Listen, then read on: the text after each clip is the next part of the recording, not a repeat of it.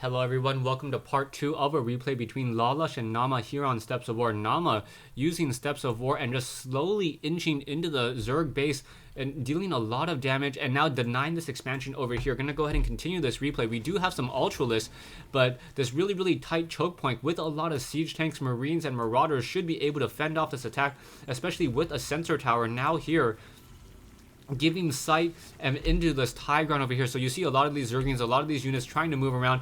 Ultralists, are they going to try to push out, or are they, what's going to be happening in just a moment? Supply depot is now in position here, so these units, these Ultralists will be stuck. However, the Kaiser Blades will be able to start doing a lot of splash damage on these surrounding buildings. So one of those additional benefits from patch 1.1, Ultralists do not have that ram attack. They only have that Kaiser Blades that do in fact deal splash damage. Back over here, you only see, what, 6 mineral patches left. So lalush really limited on minerals, as now Naama is just expanding out across the map. Naama just waiting at the front door for lalush to do something. As soon as lalush tries to do something, this will be the end of the game. Naama wanting to make sure that he does not overinvest and lose too many units, allowing a critical mistake at this stage in the game. So in come these queens. We do see what I don't know what exactly was cancelled over there. More Ultralists now being trained. Vikings down over here. So those Vikings are able to see up onto that high ground. We do see the siege tank starting to do some splash damage over here, and those marauders with those Punisher grenades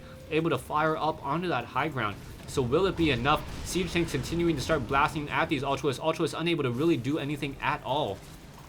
No burrow being researched, and now in comes a drop. So those marauders now trying to pull away, and now doing a very nice drop up to here on this high ground. Siege tanks now over here. So this high ground ledge is actually hurting the Zerg player. He's unable to really deal as much damage as he wants to. Fungal growth hitting a lot of those marines and those marauders, trying to clean up that whole entire fight there, and now once again trying to pull back. Lalush sitting at 2450 versus 5950 over here. And now infested Terrans have been spawned. Marines and Marauders now being dropped off onto that high ground once again.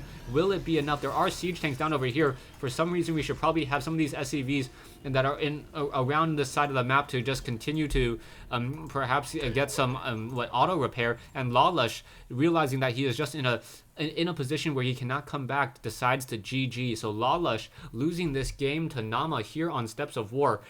Yeah, pretty anticlimactic battle at the very end. I was hoping that I would see some sort of push, but Naama really being the cautious Terran player at this stage, just going to continue to macro up a very large army on this low ground. Now, I know a lot of people would probably give Naama just saying that he's boring, not trying to attack, not trying to be aggressive, but he realizes that when you're trying to attack a player in a very fortified position like this, if you know that you're going to win in the economy game, all you really need to do is expand. There's not much that lalush could do at this stage. He's down to 3 mineral patches, and there's been plenty of scans into the base, so Naama knows exactly what's in this base, and knowing that there isn't any sort of spire attack, he doesn't have to worry about air. If there is any sort of drops, he has a planetary fortress here and upgrading a planetary fortress here. So Naama being the cautious player and not wanting to make any mistakes, forcing lalush to GG. Thanks for watching. Thanks for listening. I hope you guys enjoyed this 1v1 replay between lalush and Naama.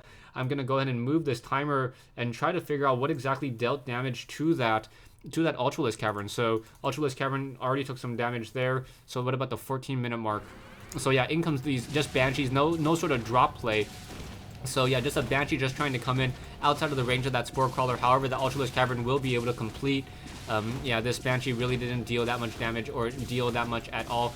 Ultralist Cavern probably going to get that additional Chitona's plating to give additional +2 armor. However, this Ultralist Cavern down to 126. So will this Queen be able to transfuse it? Yeah, able to get a transfusion off and now start dealing some damage with that second Queen. So being very careful here, using 2 transfusions in order to save this Ultralist Cavern and keep it up, as it does take 75 units of time to build that.